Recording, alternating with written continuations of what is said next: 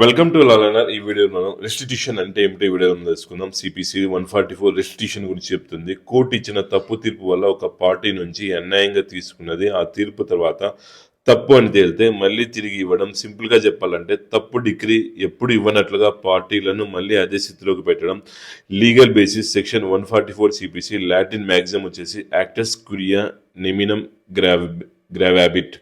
Court చేసిన పని వల్ల ఎవరికి నష్టం కలగకూడదు. ఇది మ్యాక్సిమం యొక్క మీనింగ్. కోర్టు తప్పు ఆర్డర్ వల్ల నష్టం జరిగితే దాన్ని సరిచేయడం కోర్టు బాధ్యత. సెక్షన్ 144 సిపిసి ఎప్పుడు వర్తిస్తుందంటే ఈ పరిస్థితిలో వర్తిస్తుంది.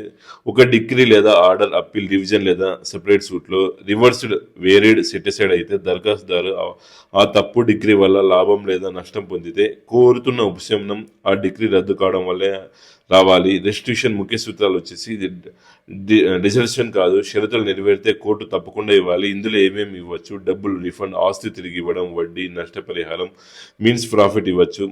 కొత్త సూట్ వేయాల్సిన అవసరం లేదు. సెక్షన్ 144 సిపిసి కింద అప్లికేషన్ సరిపోతుంది. రెస్టిట్యూషన్ మీద కోర్టు ఇచ్చే ఆర్డర్ డిగ్రీగా పరిగణిస్తారు. ఫర్ ఎగ్జాంపుల్, ఏకి కోర్టు డిగ్రీ ద్వారా బి భూమి స్వాధీనం వచ్చింది, తర్వాత ఆ డిగ్రీ అప్పీల్లో రద్దయింది. ఇప్పుడు బికి తన భూమి తిరిగి రావాలి. ఇదే రెస్టిట్యూషన్. ఎవరి మీద వర్తిస్తుంది? డిగ్రీకి పార్టీ అయిన వ్యక్తులు, legal representatives, transferee, pendent client, attaching degree holder. షూటీకి వర్తించదు.